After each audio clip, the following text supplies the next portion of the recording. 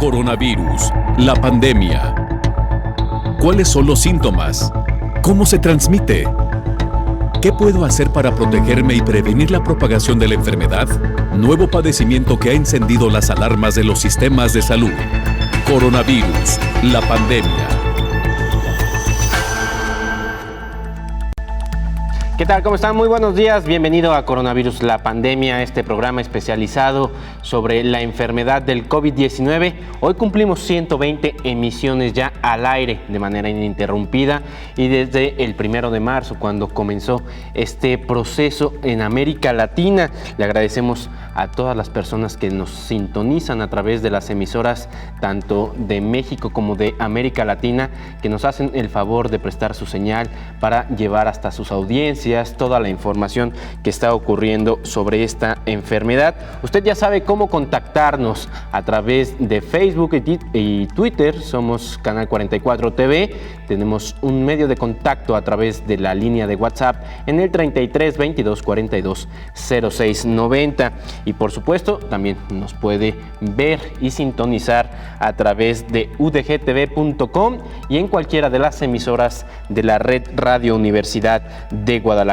Este lunes, la emisión 120 tratará sobre el análisis sobre los avances en vacunas y fármacos que ya han dado resultados positivos para el tratamiento del COVID-19. También el día de ayer se lanzó una alerta aquí en México por medicamentos apócrifos del COVID-19, un tema que tratamos el viernes pasado con el doctor Héctor Raúl Pérez Gómez, que nos hablaba sobre este tipo de medicamentos que no son originales o que están siendo utilizados de manera errónea en el tratamiento de la enfermedad. También haremos enlaces hasta Bélgica y Brasil con nuestros colaboradores y por supuesto le vamos a hablar de lo que está haciendo China, porque acaba de autorizar ya la fase 3 para su vacuna y la va a empezar a utilizar en sus cuerpos militares. Vamos rápidamente con la información. A 6 meses de la pandemia ya hay avances tanto en vacunas como en tratamientos para el COVID-19. Han pasado 180 días desde el aviso del gran virus que ha dado batalla a las naciones sin contener su virulencia y expansión. El mundo llegó a los 10.100.000 enfermos por COVID-19, algunos luchando por sobrevivir sin un arma en la mano. Sin embargo, otros 499.990 han perdido la vida por las múltiples complicaciones que causa una de las enfermedades imprevisibles. Aunque pareciera que el oxígeno de repente se agota, a lo largo de estos 6 meses se mantiene la lucha por encontrar el explosivo de ataque que vencerá al enemigo SARS-CoV-2. A pesar del dolor y de la agonía que ocasiona, la batalla humana sigue sin tregua para normalizar los signos vitales. La esperanza no se ha perdido. Las pruebas para identificar el virus, la vacuna para prevenir el SARS-CoV-2 y los fármacos para curar la COVID-19 empieza a dar resultados. Sin embargo, el camino es largo, de ahí la contribución solidaria, no solo de científicos y organismos internacionales, sino la participación de todas y todos para derrotar al virus. Al término del primer semestre del año hay 123 propuestas de vacunas, más de una decena comenzaron estudios clínicos en humanos. Esto genera expectativas alentadoras pese a que podría tardar meses para tener el arma que aniquilará el virus. En la cura también hay luces que estarían iluminando la cama de miles de enfermos críticos, pacientes tratados con antivirales, antibióticos, antiinflamatorios y combinados comienzan a dar resultados positivos. Los fármacos que hoy son usados para tratar el ébola, el virus de inmunodeficiencia humana, la hepatitis y la esclerosis múltiple podrían ser utilizados para COVID-19. Estas son algunas de las expectativas importantes que tienen las naciones. Además, las pruebas para identificar los anticuerpos del virus en humanos mantienen su avance. En lo que surge un diagnóstico preciso, una vacuna preventiva y una cura definitiva para luchar de manera directa con el virus, el llamado mundial es seguir con las medidas preventivas sanitarias para evitar una segunda ola mortal por COVID-19. Informó Isaura López Villalobos. Este fin de semana el coronavirus, el COVID-19, llegó a 10 millones de infectados en todo el planeta, con 500,000 ya de muertes que se contabilizan.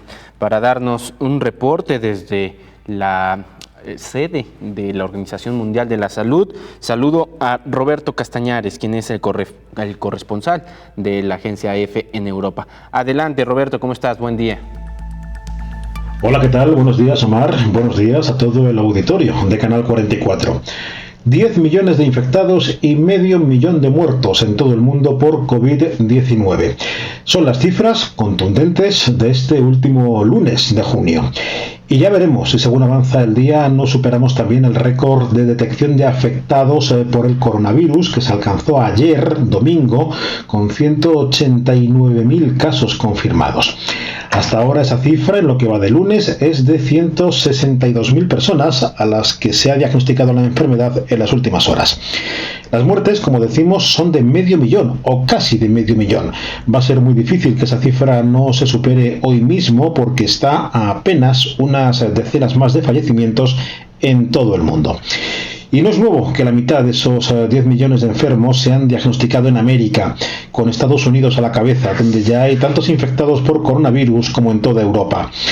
La situación es preocupante, como lo es también en Rusia, India y en Brasil, el otro gigante americano afectado de manera grave por la infección. En este sentido, las cifras oficiales de la Organización Mundial de la Salud nos dicen que mientras en Estados Unidos hay 2,5 millones de personas que han enfermado de COVID-19 y de ellas han muerto 125.000, en Brasil hay ya 1.300.000 diagnosticados de esta enfermedad con 57.000 fallecidos hasta ahora. La OMS también ha informado de que entre los países que han reportado aumentos de casos están Irán, Irak, Libia, Marruecos, los territorios palestinos y Omán. Además, la región del Mediterráneo oriental genera una preocupación particular por ser escenario de algunos conflictos armados importantes, como los que afectan a Siria, Yemen y Libia, países donde las infraestructuras hospitalarias y sus sistemas sanitarios en general sufren de enormes carencias y tienen además ahora una capacidad de acción muy limitada. Reportó desde Europa Roberto Castañares para el programa Coronavirus, la pandemia. Y bueno, ya estamos aquí en el estudio. Saludo a nuestro infectólogo de cabecera, Héctor Raúl Pérez Gómez. ¿Cómo estás? Muy buenos días. Qué gusto saludarte, Omar. Muy bien, buen día. Gusto saludarte. Antes de comenzar con nuestro tema, quisiera sus impresiones sobre estas cifras que se están dando a conocer. 10 millones de infectados confirmados ya, 500,000 de muertes. ¿De qué tamaño ya es la pandemia? Bueno, pues afectando prácticamente a 188 países y regiones en todo el mundo, pues es de un tamaño muy considerable, posiblemente por el impacto que ha tenido en términos de letalidad. También es una de las grandes pandemias de la historia de la humanidad. La madre de todas las pandemias se dice que es la de 1918, de influenza, en donde posiblemente murieron cerca de 50 millones de personas. Sin embargo, teniendo en consideración los avances científicos, tecnológicos, todos los avances en epidemiología, en infectología, etcétera, esta actual pandemia, con 500,000 de personas fallecidas, pues está representando todo un reto y es algo grave que viene sufriendo la humanidad. Además, la parte más delicada, en mi opinión, son dos variables que presenta esta pandemia. Una es lo que conocemos como el número de infectados a partir de un caso índice, que es de aproximadamente 2.7, y a esto se le llama índice reproductivo básico, que a diferencia de influenza, por ejemplo, en donde cada persona habitualmente causa infección solo a una más, aquí son 2.7. Y el otro aspecto que me parece muy grave de esta pandemia es la letalidad. Estamos ante una letalidad del 5.3, 5.6. Es alta para una enfermedad infecciosa, que de cada 100 mueran 5.6, es una letalidad muy alta. Entonces, Omar, muy preocupante, y además no tener por lo pronto un fármaco y una vacuna específicos. Y en México llegamos a una tasa de letalidad por arriba del 12%. Sí, lamentablemente en algunos países esta letalidad ha sido mucho mayor. Italia vivió una letalidad mayor al 10%, España cercana al 10%, México está en 11.7, 12%. En ese rango ha estado oscilando la letalidad en México, y algunos países de América Latina también están oscilando en ese nivel de letalidad, que es a todas luces altísima. Preocupante, estamos cumpliendo 6 meses prácticamente de esta pandemia, y un número significativo de países siguen con la curva ascendente. Por ejemplo, los países de América Latina, la mayor parte, siguen con la curva ascendente. Hemos tenido varios epicentros, China el original, pero luego Italia y España, luego los Estados Unidos, que sigue siendo el epicentro en este momento, pero América Latina está entrando a esa fase, particularmente con países como Brasil, en donde se ha venido constituyendo como epicentro de la enfermedad.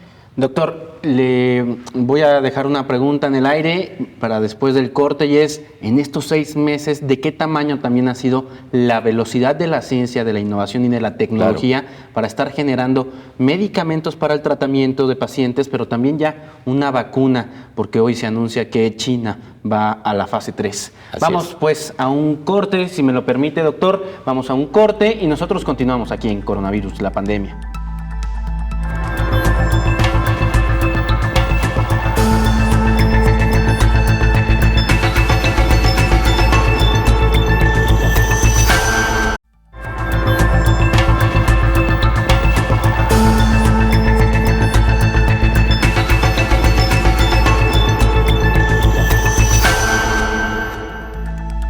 Este lunes 29 de junio, el mundo occidental se despertó con la noticia de que China va a comenzar a utilizar ya una vacuna en su fase 3 dentro de las fuerzas militares. De eso se trata la siguiente nota. China National Biotech Group logró la aprobación para realizar un ensayo clínico a gran escala en fase 3 de su candidato a la vacuna contra el coronavirus en los Emiratos Árabes Unidos. China trata de probar posibles vacunas en el extranjero debido a la falta de nuevos pacientes a nivel local, ya que estos ensayos involucran a miles de participantes y normalmente se realizan en países donde el virus está muy extendido, de modo que la vacuna se puede observar en un entorno real. Actualmente en China, el origen de la pandemia reportó menos de 10 nuevos casos locales por día en promedio el mes pasado, y sus investigadores ahora buscan pacientes en el exterior. Actualmente hay en prueba una docena de vacunas experimentales en todo el mundo. Ninguna de ellas ha completado con éxito una prueba de fase 3 en la etapa final para determinar la eficiencia en proteger a las personas sanas del virus, que ha dejado miles de fallecidos en todo el mundo, informó Rocío López Fonseca. Y hago un enlace en este momento hasta Bélgica, donde mi compañera Paula Boira se encuentra en este momento y nos va a dar un reporte de lo que pasa en esta zona de Europa. Buenos días, ¿qué tal? Hola, buenos días. Adelante, Paula. Pues en Bélgica, con una población de 11 millones y medio de habitantes, han habido más de 61.000 casos confirmados, de los cuales 35.000 siguen activos. Se han registrado un total de 9.732 fallecimientos y cerca de 27.000 pacientes se han recuperado ya. Desde el pasado 8 de junio nos encontramos en la fase 3, cuyo mayor cambio respecto a las anteriores fases del confinamiento ha sido la apertura de bares y restaurantes. Y aunque ha sido uno de los países europeos que más ha tardado en reabrir el sector de la restauración, el confinamiento fue bastante laxo, ya que el gobierno permitió los paseos y el deporte al aire libre desde el primer momento. El 12 de mayo llegó la reapertura de negocios, aunque las peluquerías y centros de estética tuvieron que esperar hasta el 18 de mayo. Y por lo que respecta a la educación, los niños de todos los niveles educativos regresaron a las aulas el pasado 1 de junio. Esta pandemia, sin embargo, ha facilitado que Bélgica consiga formar gobierno tras vivir 454 días con un ejecutivo en funciones, desde diciembre de 2018. Además, el pasado 25 de junio, la Agencia Europea del Medicamento recomendó autorizar la comercialización del Remdesivir, un fármaco que ha demostrado ser eficaz y seguro en el tratamiento de la COVID-19. Remdesivir es un antiviral que ralentiza la producción de nuevas partículas del virus, facilitando que la infección se desarrolle con menos rapidez y los pacientes en estado grave se recuperen una media de 4 días antes de lo habitual. No obstante, aunque este es el primer medicamento que pasa la evaluación de la agencia médica, la última decisión está en manos de la Comisión Europea. Muchísimas gracias, Paula, por este reporte. A ti. Gracias, que tengas buen día. Y aquí el gobierno de México este fin de semana también alertó a su comunidad sobre algunos medicamentos apócrifos que contienen hidroxicloroquina. El gobierno mexicano lanzó una alerta luego de que la Comisión Federal de Protección contra Riesgos Sanitarios detectara la falsificación del medicamento Plaquenil que contiene la hidroxicloroquina. En la alerta sanitaria se explica que Sanofi Aventis de México SADCB recibió la denuncia a través de un usuario. La empresa explica que derivado de su investigación y después de realizar los análisis correspondientes, el producto referido como falsificado no contiene el ingrediente activo hidroxicloroquina. En su lugar, se identificó celulosa microcristalina. El producto original de Plaquenil tabletas ostenta el registro sanitario número 258M 2014 SSA-IV. Dicho medicamento se utiliza como tratamiento antiparasitario y antirreumático. También fue usado en algunos casos de COVID-19. Se realizaron análisis al producto presuntamente falsificado, derivado de diversas notificaciones de sospecha de falsificación, y además de no contener el principio activo de la fórmula, las deficiencias en el empaque son a la vista notorias. La Comisión de Protección contra Riesgos Sanitarios alerta a la población que antes de que adquieran este producto, constaten que no se trata del medicamento pirata. El producto Plaquenil hidroxicloroquina, tabletas 200 miligramos apócrifo, se presenta en caja de cartón con 20 tabletas en envase de burbuja, número de lote 9MXA006, con fecha de caducidad mayo 22, informó Rocío López Fonseca. Regresamos al estudio con el doctor Héctor Raúl Pérez Gómez. Hablábamos el viernes, doctor, precisamente de medicamentos apócrifos. Lanzan esta alerta y yo quisiera preguntarle, a 6 meses de que conocemos esta enfermedad, ¿qué tanto ha avanzado? ¿Cuál es el análisis que podemos hacer sobre la innovación, la tecnología y la ciencia para atacar este problema tan específico? Ha habido avances que se generaron en tiempo récord, Omar.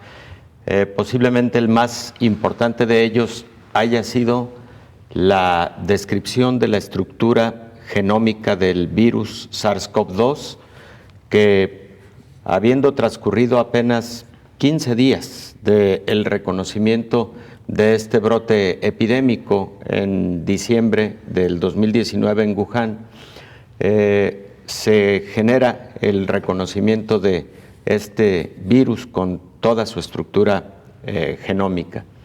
Al tener la estructura genómica, también China puso a disposición de la mayor parte del mundo los detalles moleculares a través de los cuales se pudieron desarrollar muy pronto las pruebas de PCR para la detección de la enfermedad. Y aunque hubo una serie de protocolos diferentes en el mundo, por ejemplo, Alemania adoptó uno propio, los Estados Unidos de igual manera, Rusia, pero el haber tenido el genoma de forma tan rápida permitió entonces muy rápido tener una prueba de laboratorio para esta detección de la pandemia, ¿no? Y particularmente de la enfermedad. Por otro lado, se empezaron a desarrollar estudios, ensayos clínicos que, bueno, lamentablemente muchos de ellos no fueron comparativos y aleatorizados, de la modalidad conocida como ciegos o dobles ciegos para que tuvieran más peso estadístico en los resultados. Sin embargo, bueno, muy pronto aparecieron moléculas terapéuticas candidatas a ser fármacos útiles para COVID-19, aunque hasta la fecha no tengamos un solo fármaco que contundentemente sea de la utilidad que esperábamos, pero algunos de ellos, sin embargo, para pacientes graves en particular, han mostrado resultados alentadores. Remdesivir es posiblemente el que ha mostrado como antiviral resultados más alentadores. Favipiravir es otro medicamento que posiblemente pronto podrá tener distribución en Europa, principalmente es un fármaco ruso, pero que al parecer están produciendo a gran escala para poder tener distribución mundial. Se quedaron en el camino, lamentablemente, hidroxicloroquina, de la que escuchábamos hace un momento que hubo una alerta nacional mexicana respecto de fármaco apócrifo. Y por otro lado, dexametasona, que ha sido publicado hace escasos 15 días, un estudio en el que se mostró que para pacientes graves la utilización de este medicamento, que tiene años utilizándose en la terapéutica mundial, tiene utilidad como un potente antiinflamatorio en pacientes que están teniendo mucha afectación pulmonar. Ya había ocurrido previamente el reporte de la utilidad de otro corticoide que se llama metilprednisolona antes de la dexametasona y que sigue siendo un medicamento de gran utilidad para pacientes graves. Y finalmente tenemos a un medicamento que se llama tocilizumab, que es un inhibidor de citocinas proinflamatorias y que se tiene disponible casi en todo el mundo, aunque sus costos son muy altos, y cuya principal actividad es logrando modular la alta inflamación que tienen muchos pacientes de esta naturaleza. Por supuesto, existen muchas moléculas. Se estima que existen alrededor de 350 ensayos clínicos en este momento con nuevas moléculas para buscar un antiviral eficaz, porque hasta ahora todos los que se han investigado son medicamentos que ya se utilizaban para otras indicaciones terapéuticas. Y por otro lado, dentro de este conjunto de avances en la terapéutica o en la prevención de la enfermedad, pues creo que están las vacunas. Alrededor de 111 candidatos a vacunas se están desarrollando en este momento a nivel mundial. Algunas, digamos, llevan la delantera por el nivel de ensayo clínico que están ya abordando, la fase de ensayo clínico en la que están entrando. Y bueno, escuchábamos hace ya unos minutos de parte de Rocío López Fonseca su reportaje respecto de esta empresa estatal china, que es el laboratorio de biotech, que está entrando a la fase 3 ya, utilizando a mayor escala. Lo van a hacer en Emiratos Árabes, en donde existe todavía mucha circulación de SARS-CoV-2, y pues esperemos que muy pronto haya resultados y que los resultados sean positivos. Cuando se probó en las fases 1 y 2 hubo resultados alentadores. Esperemos que esto mismo siga ocurriendo en la fase 3. También tenemos otro candidato a vacuna que lleva muy buen avance, que es la que se está desarrollando de forma conjunta entre Moderna, una compañía norteamericana, junto con los Institutos Nacionales de Salud de los Estados Unidos, y que también está a punto de entrar a fase 3. Y por otro lado, el tercer de los candidatos que está entrando a fase 3 ya en breve es la que desarrolla de manera conjunta la Universidad de Oxford en Inglaterra, y que también ha mostrado resultados muy promisorios en las primeras etapas de ensayos clínicos. Para aclararle a nuestra audiencia, ¿podríamos repetir cuáles son las fases y dónde estamos actualmente en la fase de vacunas? Sí, cómo no.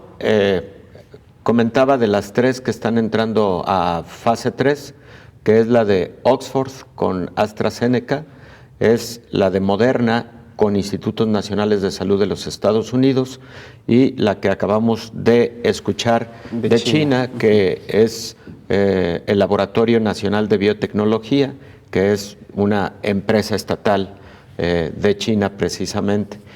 Son los que llevan la delantera, digamos, y esperemos que muy pronto nos den buenos resultados. ¿Qué quiere decir fase 3? Fase 3 es cuando en los ensayos clínicos la empiezas a aplicar a poblaciones ya extensas, habitualmente personas sanas y que tienen el antecedente de no haber tenido todavía contacto con el virus. Esto, de alguna manera, nos identifica a qué tiempo desarrolla el paciente anticuerpos, qué tipo de anticuerpos se van a desarrollar, si son anticuerpos neutralizantes, es decir, que actúen realmente contra el virus, y algo que es básico en el desarrollo de una vacuna, cuánto tiempo dura la inmunidad, para saber cada cuánto tiempo puede requerirse un booster o un refuerzo o una segunda dosis o tercera dosis de la vacuna. Eso está por definirse.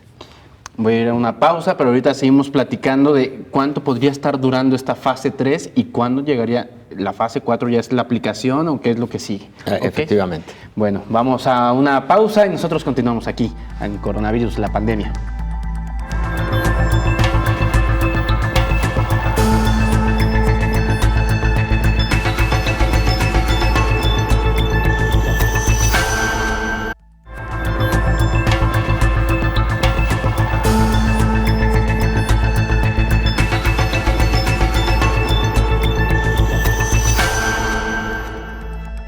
Regresamos a Coronavirus, la pandemia, este programa especializado que se produce desde la Universidad de Guadalajara para más de 10 países en la región latinoamericana.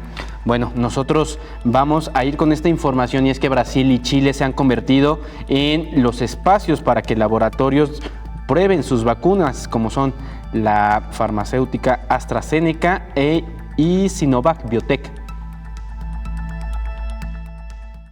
La Universidad de Oxford comenzó los ensayos clínicos para probar su vacuna contra el nuevo coronavirus desde la semana pasada en Brasil. Este ensayo incluye una población de 2.000 personas en Sao Paulo y Río de Janeiro, los puntos más afectados por el virus. Brasil es el segundo lugar en casos de COVID-19 a nivel internacional, de acuerdo con el conteo de la Universidad Johns Hopkins. La vacuna es desarrollada por la Universidad de Oxford en conjunto con la farmacéutica AstraZeneca. Es la más avanzada al estar en la fase 3. Por otra parte, la empresa china Sinovac Biotech firmó un convenio con la Pontificia Universidad Católica para que en Chile sea aprobada la efectividad de la vacuna. Chile está en el 7º lugar a nivel mundial en casos de COVID-19. Habla el presidente de Sinovac Biotech, Jin Weidong.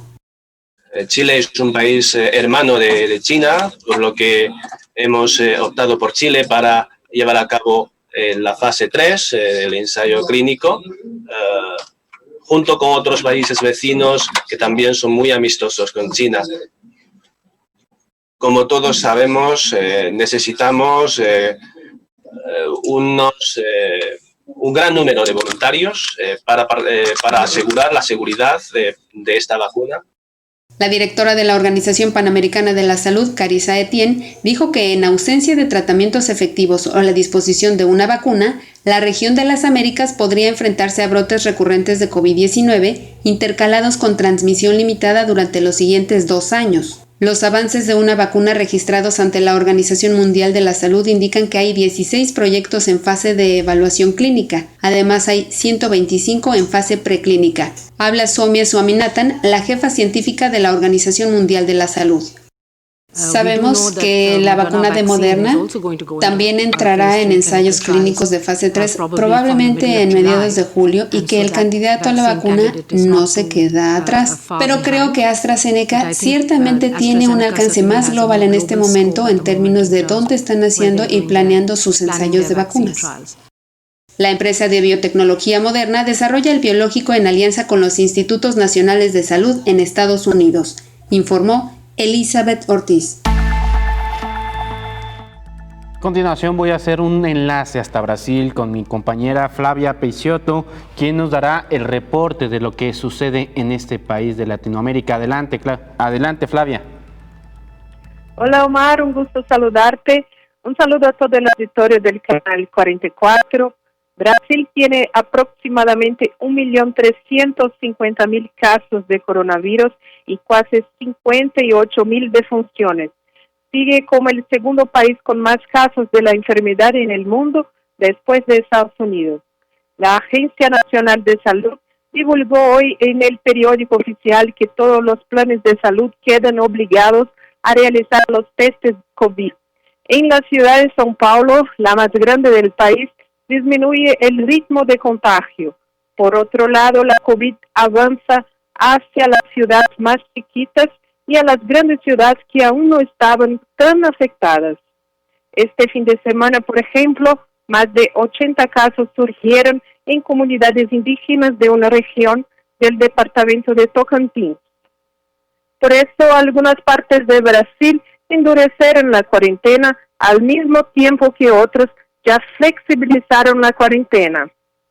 Las protestas en el campo político siguen ocurriendo en los domingos. Ayer la oposición al presidente Bolsonaro, en el contexto de la pandemia, hizo la protesta Stop Bolsonaro Mundial y los apoyadores del presidente hicieron la manifestación Go Bolsonaro Mundial. La policía sigue investigando las acusaciones de corrupción contra gobernadores respecto al repaso de dinero para el combate a la enfermedad. Y los impactos económicos de la pandemia en Brasil apuntan una disminución de 6,54% del Producto Interno Bruto en 2020. Una buena información desde acá es que una científica brasileña que vive en Inglaterra tiene rol importante en las investigaciones para la vacuna de Oxford y ella está segura que la vacuna va a estar lista hasta diciembre. Este es mi reporte desde Brasil para Coronavirus, la pandemia. Gracias a Flavia. Nada más quiero hacerte una pregunta. La semana pasada un juez, le determinó al presidente Bolsonaro a que se pusiera cubrebocas en sus eventos públicos. Quisiera preguntarte si el presidente ya acató esta orden. Bueno, parece que perdimos ya la comunicación con Flavia. Bueno, vamos a continuar nosotros aquí en el estudio con el doctor Héctor Raúl. Antes de la pausa, doctor, platicábamos de las diferentes fases que hay en las pruebas que se hacen para instaurar o no una posible vacuna y que se pueda diseminar en toda la población. Quisiera preguntarle ahora en qué fase estaríamos. Se inicia con la 3, ¿cuánto podría durar la fase 3? Y si hay una fase 4, una fase 5, ¿qué es lo que sigue? Después de la fase 3, cada fase tiene subfases, digamos. Después de la fase 3, en la que miles de personas, preferentemente en la mayor parte de regiones y países en el mundo, sean vacunados con estos candidatos a vacunas, vienen entonces la revisión de la presencia de anticuerpos que, siendo neutralizantes, se tiene que determinar cuánto tiempo duran, lo que antes comentábamos, y con esto se tendría que determinar si se requieren revacunaciones. Entonces, una fase 3 podría no ser tan larga si una sola dosis genera un buen nivel de anticuerpos neutralizantes y con duración larga, pero también podría ser más larga la fase 3 si se requiriese una revacunación o un refuerzo de dicha vacuna.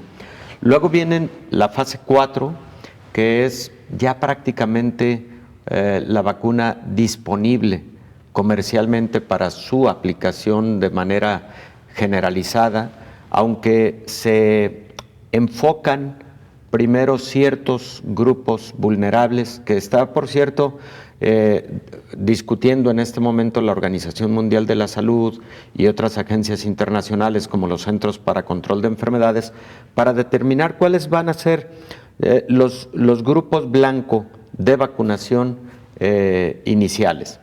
Me adelanto a comentar, Omar, que yo creo que va a ser el personal de la salud, piedra angular o columna vertebral de los sistemas de salud.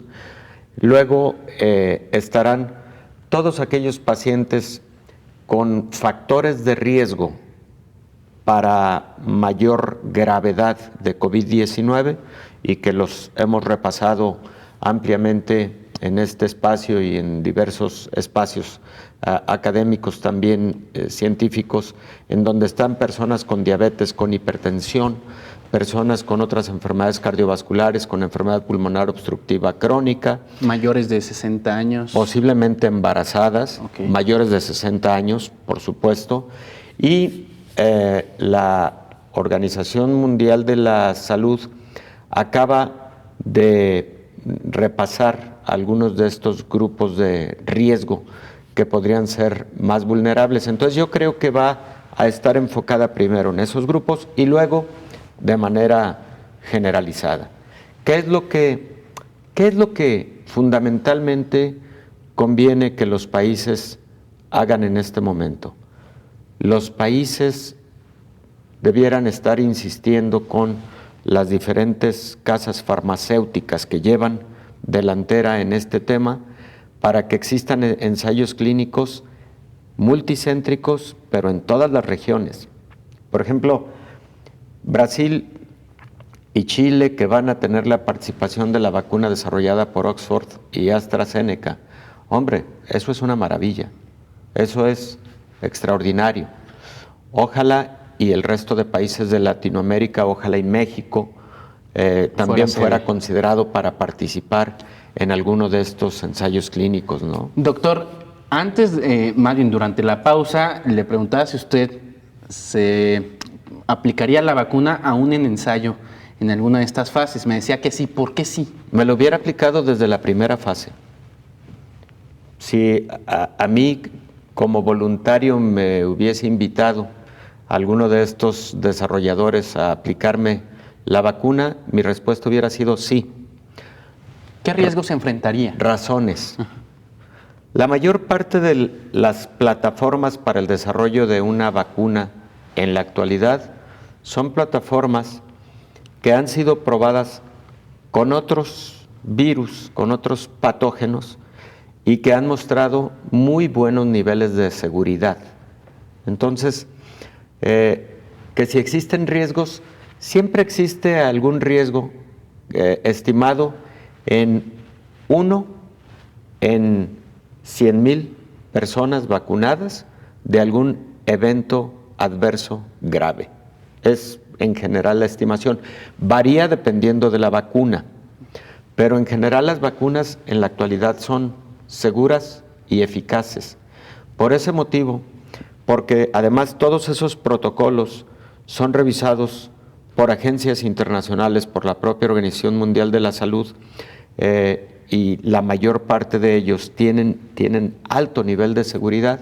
Yo desde el primer momento, incluso como voluntario sano, me hubiera aplicado un biológico de esta naturaleza. Otra de las cosas, y antes de pasar a los tratamientos, en el tema de las vacunas es de qué manera se va a distribuir y cuánto podría estar costando. ¿Usted qué podría prever a 6 meses de que han comenzado ya la generación de vacunas? Difícil estimar los costos, pero lo que sí me atrevería a decir es que los países deben asegurar un presupuesto para adquisición masiva de vacunas y para que la suficiencia de vacunas le dé cobertura a toda la población susceptible de vacunarse y que lejos de considerar que vaya a ser un gasto de bolsillo de los pacientes o de los últimos usuarios, que ojalá y sean los países Estado los que adquieran de forma masiva estos biológicos para proteger y para darle este gran beneficio a la población. Yo creo que así debiera ser. ¿Usted cree que estamos en condiciones de que los países se pongan de acuerdo para lograr este acuerdo internacional? Yo creo que existen condiciones para que existan acuerdos internacionales con propósito de que los precios de la industria farmacéutica sean accesibles para la adquisición masiva, y yo creo que debe existir un concepto solidario de todo el mundo, incluidas la industria farmacéutica, los países a través de sus gobiernos y, por supuesto, también algunos organismos internacionales como el Banco Mundial, etcétera, que frecuentemente financian proyectos de esta naturaleza con propósitos de brindar beneficios universales.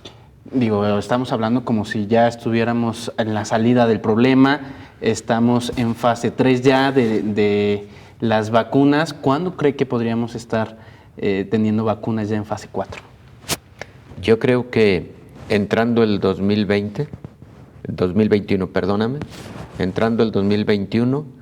creo que podríamos estar teniendo alguno de estos biológicos o estos biológicos de los que hemos hablado disponibles para su administración universal. Bueno, ojalá que sí sea. Vamos a una pausa y continuamos aquí en Coronavirus, la pandemia.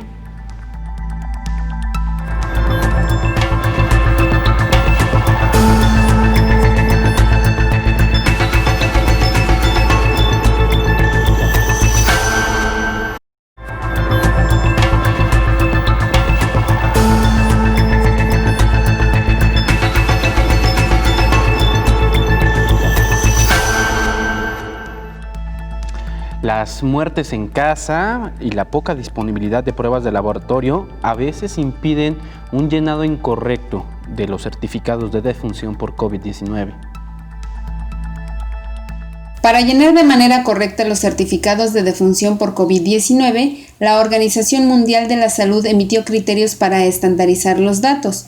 El organismo internacional impulsa la capacitación de personal médico y encargados de hacer el procedimiento. Vilma Gaurisewski, asesora de información y análisis de la salud de la Organización Panamericana de la Salud, explicó que entre las brechas del correcto llenado de un certificado de defunción por COVID-19 durante la pandemia están las siguientes: impacto de la pandemia en los sistemas de salud, poca disponibilidad de pruebas de laboratorio, muertes en casa, llenado incorrecto del certificado, desconocimiento del concepto causa básica de defunción y diferentes estándares de informes.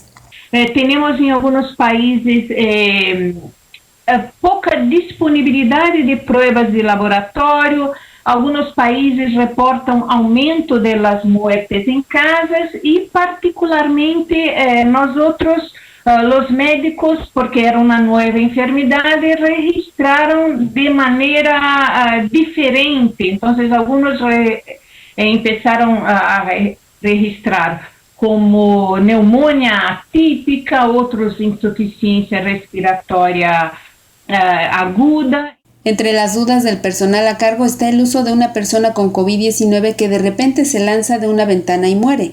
En esa situación, el certificado indicará que la causa básica de la muerte es externa, informó Elizabeth Ortiz.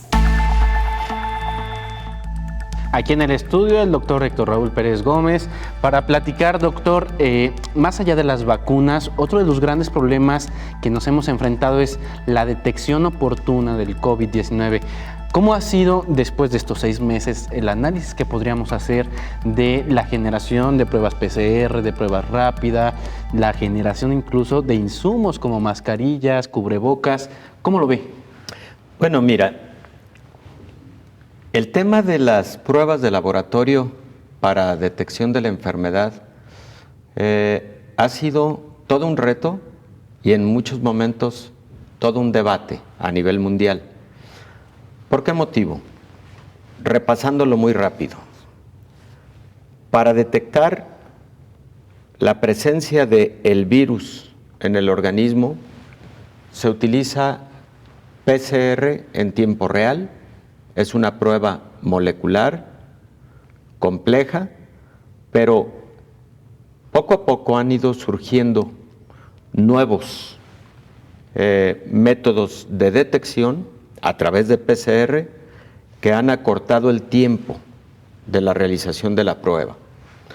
Y pruebas que normalmente tomaban alrededor de 24 horas, ahora se pueden realizar en tan rápido como solo media hora, de PCR, de PCR, aunque lo pensemos como prueba rápida, sí, pero son de PCR moleculares. Porque también luego existe otra, digamos, sección de pruebas conocidas como detección de anticuerpos de tipo IgG, IgM, incluso de tipo IgA, que pueden también llevarse a cabo de forma muy rápida y que nos permiten, pues como su nombre lo dicen, la detección pero ya de anticuerpos. ¿Qué es lo que ocurre? Que para detectar tempranamente el virus, la prueba ideal es la prueba de PCR en tiempo real. Pero para detectar cuando una persona ya desarrolló anticuerpos, están disponibles las segundas que hemos comentado. Para que aparezca positivo un anticuerpo IgM, se necesita que haya transcurrido entre 15 y 18 días de la llegada del virus a un organismo. Entonces, aunque esa prueba de anticuerpos IgM es útil para el diagnóstico de enfermedad reciente o incluso activa, en ocasiones ya es un poco tardío el que a través de una prueba de anticuerpo IgM hagamos el diagnóstico. ¿Por qué puede ser un poco tardío? Primero, por la condición clínica de un paciente grave, por ejemplo. Pero también puede ser un poco tardío porque a los 18 días pudo haber ya ocurrido transmisión de la enfermedad a otras personas en esa llamada cadena de transmisión.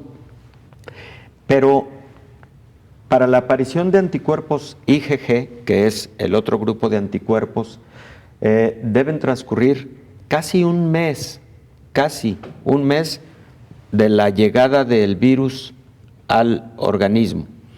Y bajo esas circunstancias, estos anticuerpos IgG, ¿qué es lo que nos dicen? Casi lo único que nos dicen es que son anticuerpos que demuestran que en algún momento previo el paciente tuvo contacto con el virus, que desarrolló anticuerpos, que estos son de memoria inmunológica y que no sabemos por el momento si estos anticuerpos IgG son protectores o no lo son.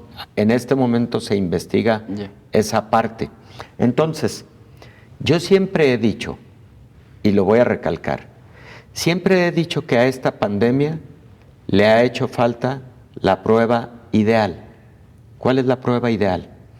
La prueba ideal es una prueba de antígeno rápida, parecida a la prueba de influenza, que es de antígeno, que es rápida, que en escasos minutos tú puedes tener un resultado realizándola en exudado nasofaríngeo. Sí, en ocasiones hay que medir que sean pruebas muy sensibles, pero también muy específicas. Pero la prueba de PCR, incluso en la actualidad, puede tener entre un 20 y un 30% de falsos negativos. Es decir, que alguien que aunque esté infectado por COVID puede tener una prueba negativa de PCR, a eso se le llama falso negativo. Y también existen falsos positivos por asuntos técnicos de contaminación en el laboratorio, pero los más peligrosos, ¿sí?, son los falsos negativos, porque habrá quien piense, no tengo COVID porque la prueba de PCR me resultó negativa, y ahí pudieron haber ocurrido dos cosas. Uno, que sea una prueba falsa negativa porque situaciones técnicas en el laboratorio, o también porque se haya revisado muy temprano en la infección cuando todavía no existe suficiente replicación viral. Ayer el New York Times publicaba un reportaje sobre la capacidad que tiene este virus de replicarse en personas asintomáticas, y ese era, decía, es otro de los grandes retos de esta enfermedad en específico, de los coronavirus. Es todo un tema. Incluso me anticipo a comentarte lo siguiente.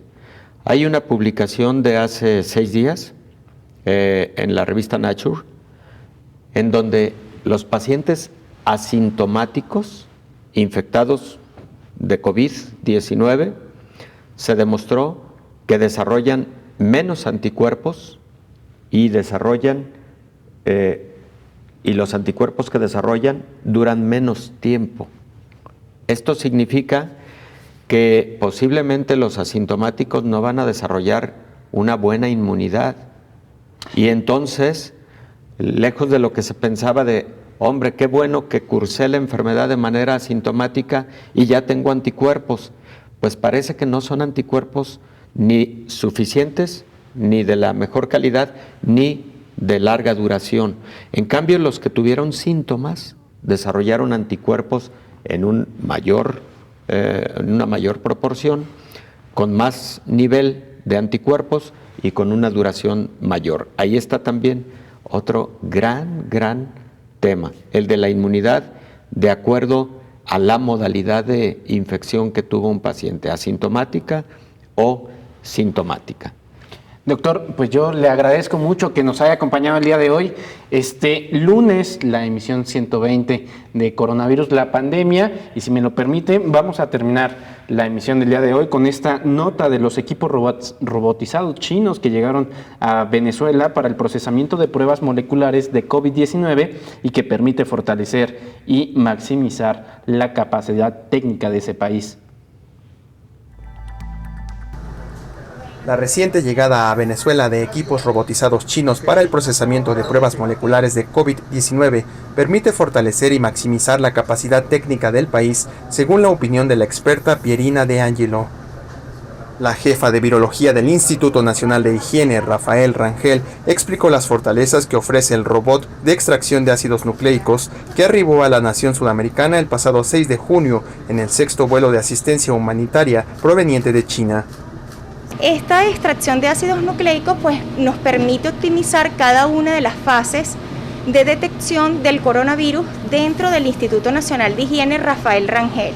Es decir, nos permite fortalecer y maximizar todo lo que respecta a la capacidad técnica del instituto en estos momentos. La especialista recordó que anteriormente el proceso se hacía de forma manual.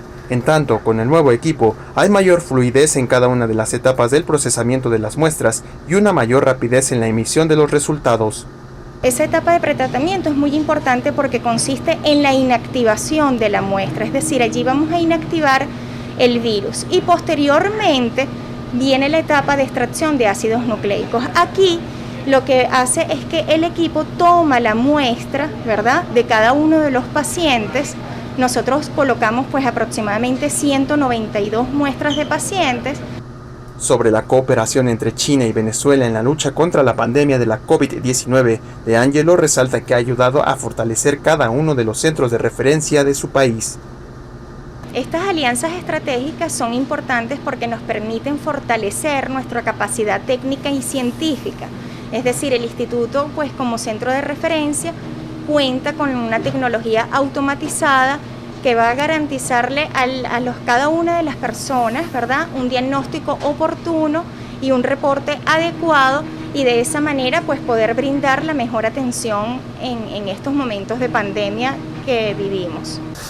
A este instituto llegan para su procesamiento todas las muestras sospechosas del nuevo coronavirus provenientes de diferentes regiones de Venezuela. Con información de la oficina en Caracas, Venezuela, Noticias Xinhua. Pues hasta aquí llegamos el día de hoy en Coronavirus, la pandemia. Nosotros le invitamos a que nos sintonice el día de mañana porque habrá más información de esta enfermedad. Recuerde, el día de ayer domingo, más de 10 millones de casos confirmados y lamentablemente 500,000 de muertes las que registra la Organización Mundial de la Salud. Con esta información nos vamos. Muchísimas gracias. Coronavirus, la pandemia.